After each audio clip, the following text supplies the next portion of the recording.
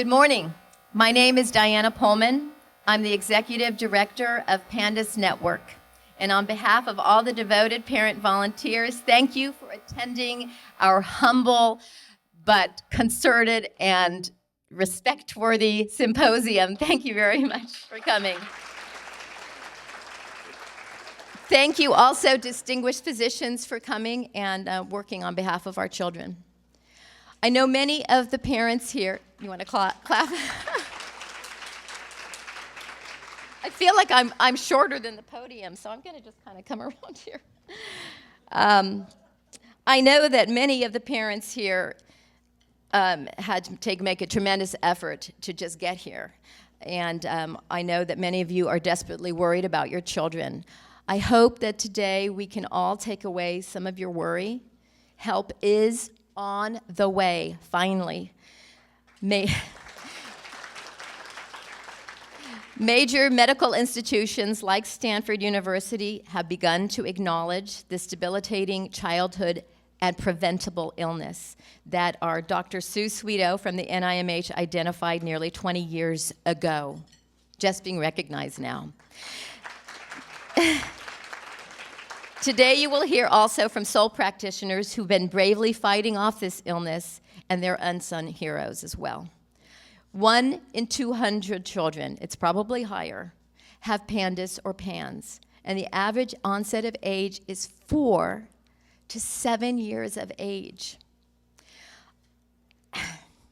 I have struggled with what to share today because there is a sweeping change occurring. Thank God. There is a paradigm shift in the way that we look at mental health issues with our children.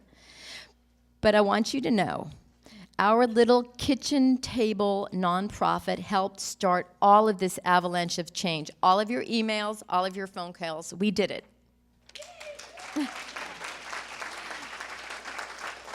And I want you to know my son, who suffered terribly for a number of years, is now doing fine, and he will be playing the cello in the afternoon for your enjoyment at lunch break. So, lastly, I want to acknowledge 2 very special donors. One is Mr. Al Silver and his beautiful wife, Ellie Silver.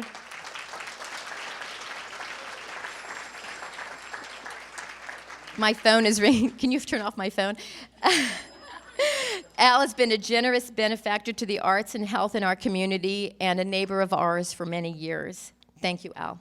And lastly, a family who's not present here is the Wyowitz family. They raised literally thousands of dollars for this event in memory of their son who had an accidental passing away, was not PANDAS related. He passed away 2 months ago. And they wanted to honor the parents in this event. And their son suffered from PANDAS for many years and had a full recovery before he passed away. So they're very grateful for that. All right. And now, nurse practitioner Amy Smith is going to do some introduction. Hello. Of course, I just want to take a very brief second, and welcome all of us here today. And I want to acknowledge the list of our generous sponsor donors for this event: Quest Diagnostics, BioResource, Walgreens Home Infusion, Neuroscience, Lee Silsby Compounding Pharmacy, and Harrison Tremblador, Hungerford, and Johnson. I want to just really have us appreciate them very much for their generous support of this. And now I would like to take a moment and introduce our next speaker, our first speaker, who happens to be my son, Lance. Many of you have seen him speak before if you were at our event 2 years ago, almost to the day. And many of you just know about Lance. I blog about him. We blog together about our children. And his journey has been a very public one. He was the first patient I ever diagnosed and treated with PANDAS. And that was in 2009.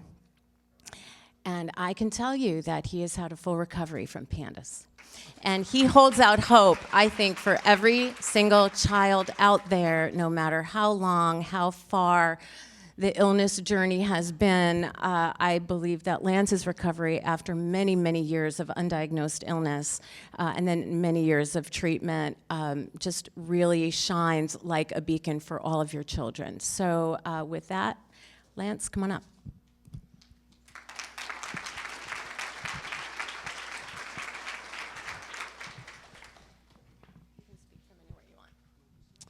Hello, I'm Lance, and I would also like to welcome you to the West Coast PANDAS/PAN Symposium.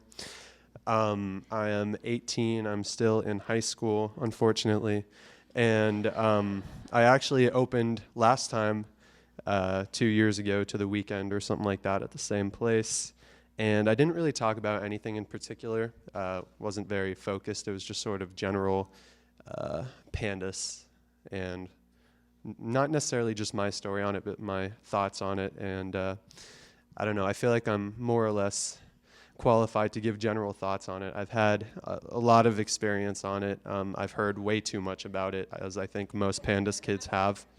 And anyway, I think I'm going to follow that same format again. You know, if you guys were just strangers that I was going to talk about PANDAS with, because that's what I used to do on a daily basis. I think the first thing I would try to do would be to describe my symptoms of it. And frankly, that's too difficult to do in front of a couple hundred people. I've done it so many times. I've had 8 years more of trying to describe my symptoms to my family, 30-something providers, my mom said, educators, anyone, and to this day, I just can't describe how it feels to have PANDAS, you know? Like, for me, what you hear people say is there's the sort of psychiatric side, then there's the motor tic side. I always erred more on the motor tic side, but I don't want to generalize too much. But I could never describe it, and I think that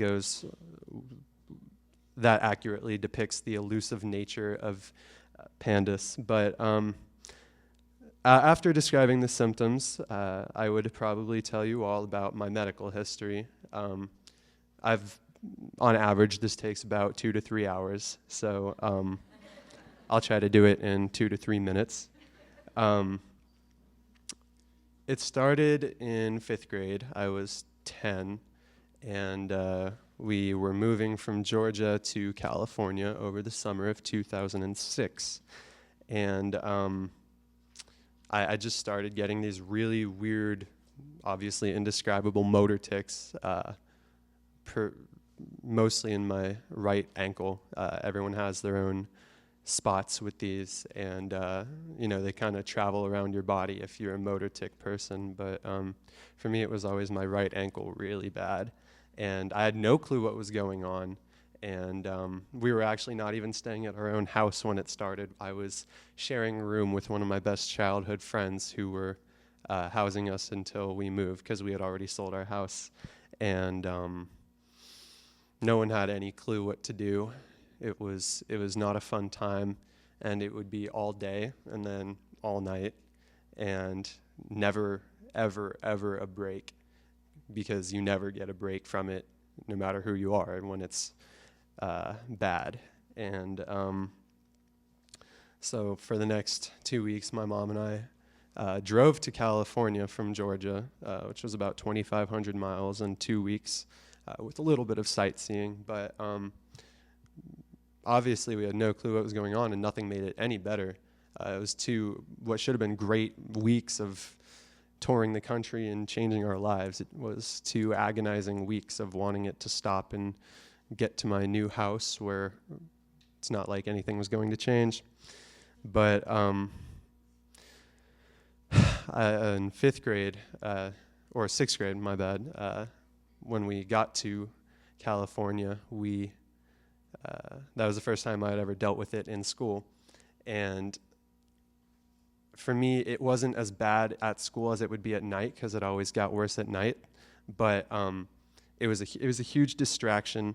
And my parents actually changed my school because they thought it was just the stress of going to a school I wasn't totally in love with. I mean, in honesty, it was a terrible school, but and changing it was actually one of the best decisions of our lives anyway. But you know, it was a whole lot more than bottled up stress about my school. That was when we heard of Tourette's, and Tourette's is sort of not doing. It didn't do me very good because, well, the pros of Tourette's is that you can label yourself as something. 5 minutes. Okay, thank you. With Tourette's, you can like label yourself as something, but there's no way to treat Tourette's. I think I'm going a little too slow. But also in 6th grade, you know, for whatever reason with PANDAS symptoms, it goes up and down and up and down.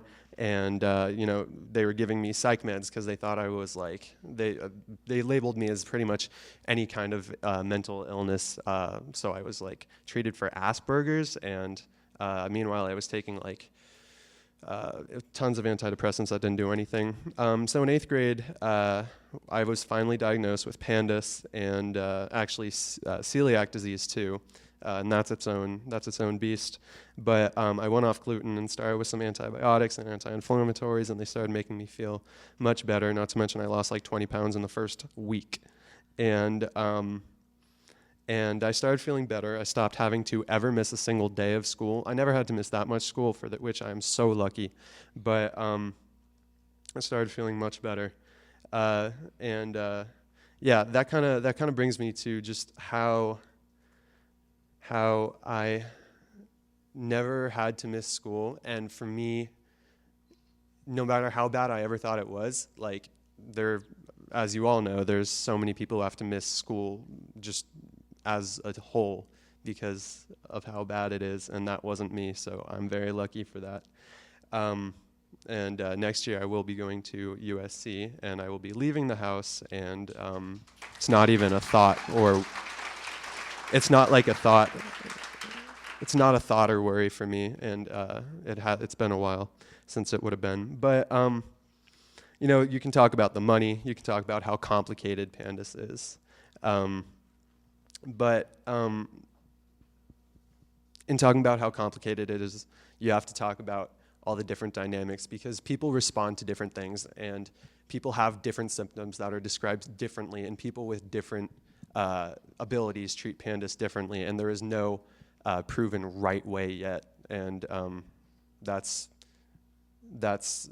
maybe, if there is, the difference between people is just so harsh in symptoms, and that just is why, at least for me, PANDAS is such a difficult thing. But I like to talk about what we learn in the future. You know, for me, PANDAS has in a lot of ways been the story of my life, even though I'm on the end of it now. And even though obviously I wish I never had it, it's like the amount of growing and learning I did from it is definitely something I couldn't have done otherwise. And even though I hope no one would wish it upon me, I think anyone could wish upon me the amount of growth and learning I've had from it. And as for the future, it's being treated successfully more and more. And of all the major difficulties there are in the PANDAS world, the awareness is the best it's ever been. I know I'm the best it's ever been. I'm the best I've ever been. And I hope your kids are the best they've ever been, because let's be honest, we're here because some of your kids won't let you touch them, and they won't go to school, and they might not even approve of you being here. They might not understand it. My mom couldn't give me IVIG for a year while she was giving other kids IVIG because of money and weird complications like that. And we had to do a fundraiser, which was horrible for me. That was stressful, and I took it as humiliation. The point is, everyone has their own take on it. And even if your kids don't understand why you're here, if they did, they would thank you. So I'm going to thank you for them and welcome you. Thank you. Bye. The next person that I would like to bring up is Sarah Jane Alleman.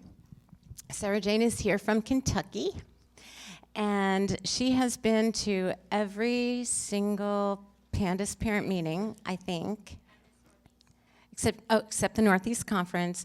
And what Sarah is bringing are the results to the online survey that many of you had the opportunity to fill out, the question of who we are.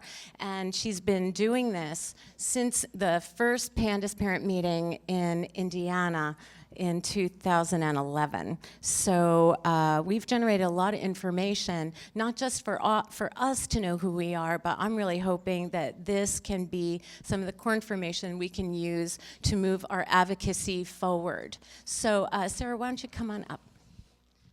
I've got my tissues up here because one of my things was I wasn't going to cry, but Lance almost made me cry right there at the end of his presentation. I'm Sarah, and some of you may know I've got a blog also called PANDAS Sucks, if you have seen that blog, and I'm on Facebook like all the time. But the first thing I wanted to do was thank you all for being here today, for filling out the survey. I know not everybody got to fill out the survey. Some people registered a little late after we had closed the survey, but I consider it, and this is my third time doing this, just a privilege to be able to tell your story, because that is what I am doing up here. You shared everything that you've gone through through that survey that had 39 questions on it, and it's just such an honor for me to be able to tell your story, and that's on my blog. I say, my story is your story, let's tell the world together, and that's what I'm going to do here today and tell you who you are, if you don't know, who you are sitting in this room today. We are in 14 states represented here in this room, and 6 countries are in this room, which is a big deal that we have an international presence in this room. And why are we here? That's a big question. All of us have PANDAS children, and we're here to get help and to network and get support and get the latest research. And the quote was to learn more about PANDAS, network with the providers and parents, and get direction for treatments. And that's the big reason that sort of sums up why we are here. And where do we get our information for PANDAS? PANDAS Network. This is the big one, with 71% of people saying that's where they go. We had about half the people surveyed, and I think if we did that, if we had everybody, it would still be the same. Facebook.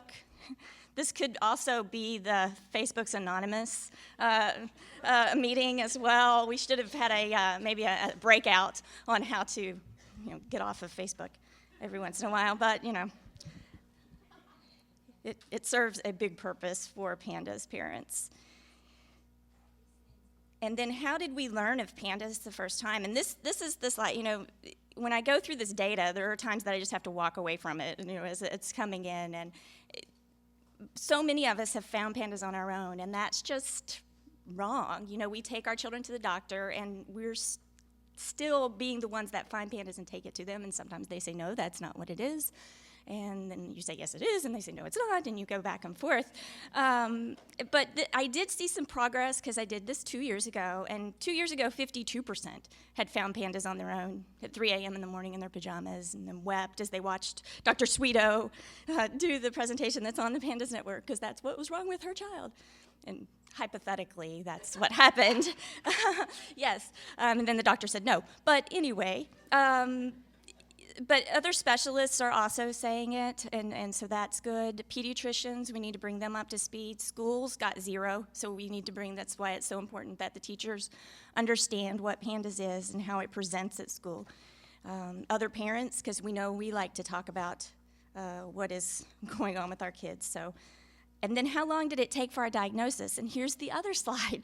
You either find it pretty quickly, or you're kind of screwed for a few years while you're being misdiagnosed, or it's missed, and then you find it at 3 a.m. in your pajamas 3 years later. And so that's where a disconnect is as well that I found in the data. It just takes us too long to get the diagnosis, and you're treating your child for things that they don't have. And how many doctors did we see? A lot of doctors.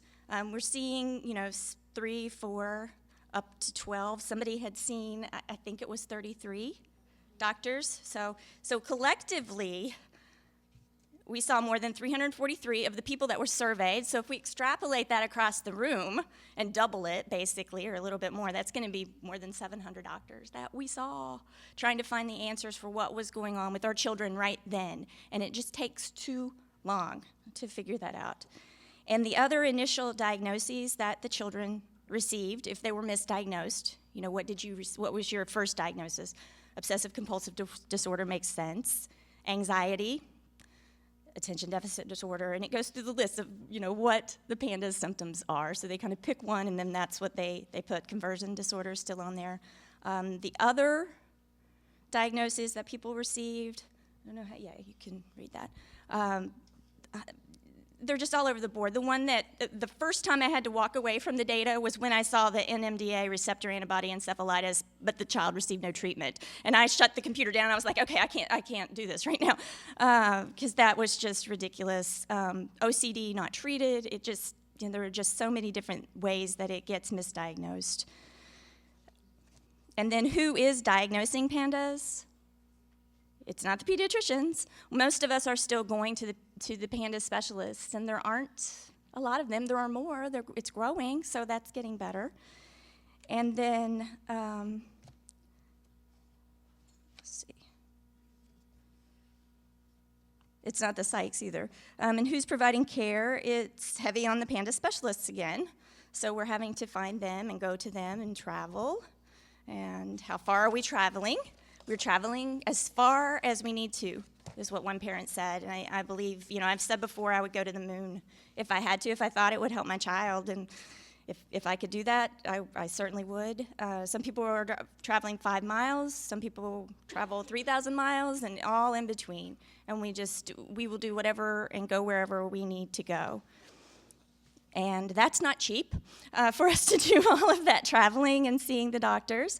So out of pocket, those surveyed spent more than $603,000, so more than $500,000, and that's only half of you. So if we go again and extrapolate that, you know, we've got more than $1 million last year that was spent on our children out of pocket. Insurance does cover some of that, so when you get into IVIG and the prescriptions, it gets, you know, insurance does cover some of it, not always. And it's, you know, some people had spent $200, some people had spent $500 or $50,000. So it's all over the board as much as what people are spending too.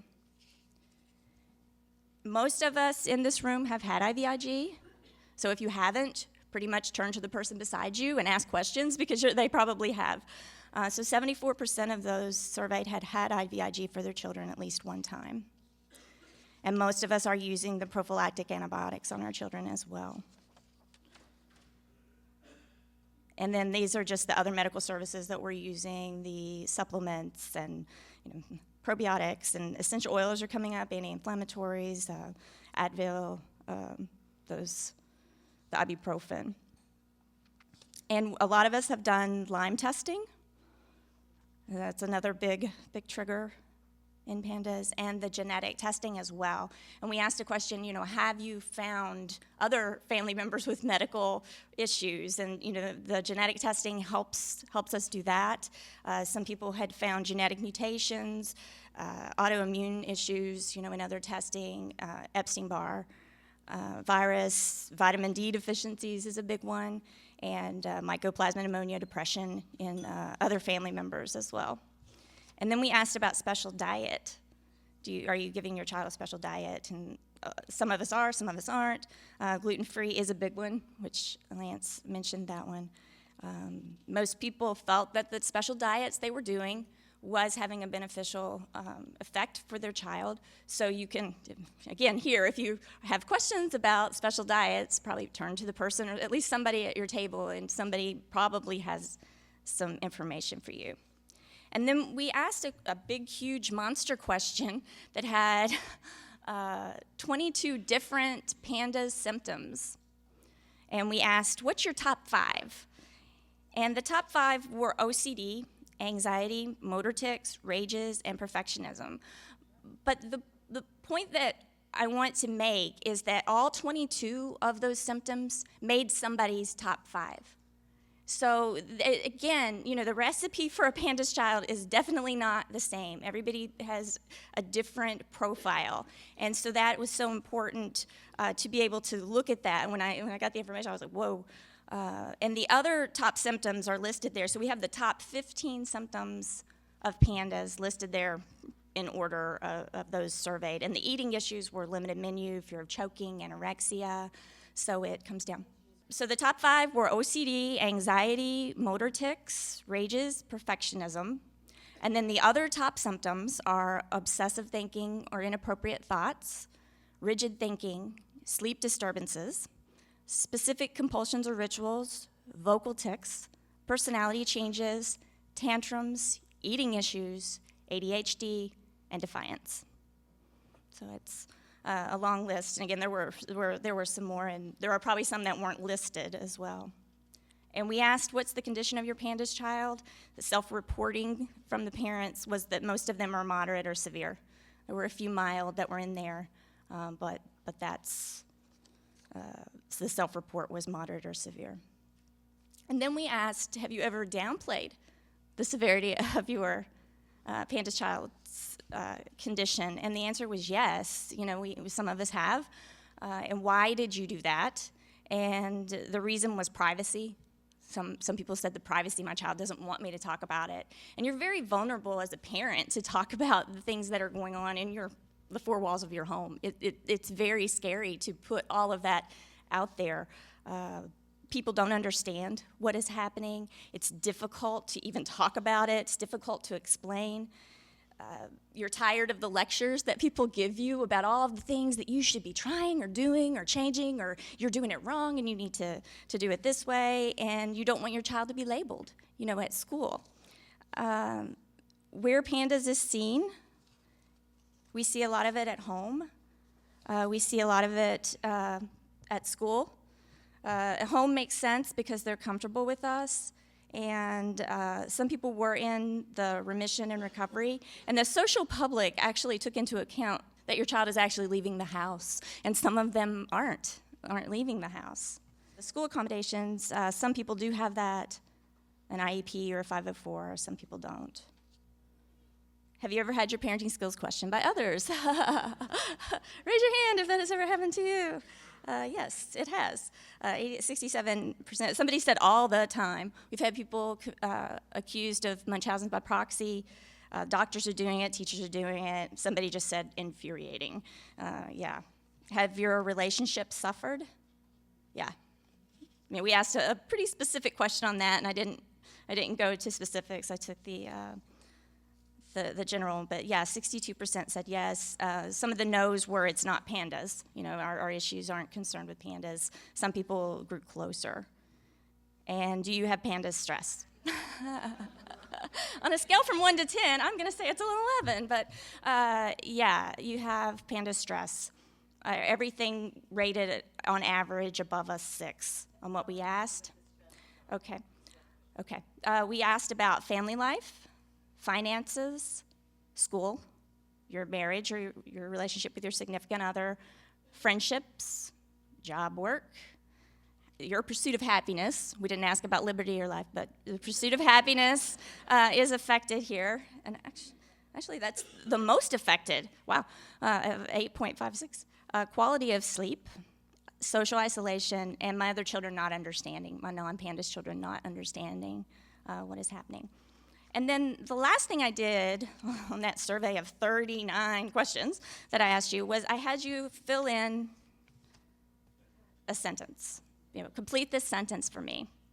The worst thing about PANDAS is, and I have all of them, and I'm not going to read all of them. I do have them on the presentation for when it's posted, but I'm going to go through a few of them. The worst thing about PANDAS is that it is stealing my son's childhood and making everything harder for our family. The worst thing about PANDAS is not knowing if and when it is going to go away. And on this next one, I did have a few things I wasn't going to do at this meeting, but I was hoping to have a good hair day. I think it's okay, thank you. So no hair drama. I wasn't gonna cry, which he almost got me with crying. And I wasn't gonna say this word, but the worst thing about pandas is my fucking panda's life. So thank you for the person that put that there, so I get to kind of decompress here at the end and say the F word, which I am not actually saying it. I didn't say it. It wasn't me. I'm just quoting somebody else. So the worst thing about pandas is my fucking panda's life. Twice. My fucking panda's life. Thank you. Hey, yeah, it might be cathartic if you all want to say it. It's fine with me. The worst thing about pandas is fucking panda's life. Exactly. Okay. The worst thing about pandas is not being able to make it better. This isn't a boo-boo that we can kiss and make better. The worst thing about pandas is the lack of understanding and support due to the onset of the initial symptoms. The worst thing about pandas is waiting for the other shoe to drop. And the worst thing about pandas is everything. I think that was the best one to end with because that's why we're all in the room. It's horrible. And I just want to thank everybody again for sharing your story with us and trusting us to retell it in a way that everybody could see it. So thank you. Thanks.